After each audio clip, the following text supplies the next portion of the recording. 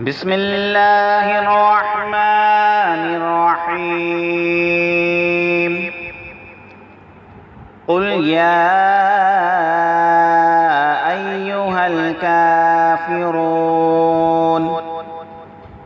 لا أعبد ما تعبدون ولا أنتم عابدون ما أعبد ولا أنا عابد ما عبدتم ولا أنتم عابدون ما أعبد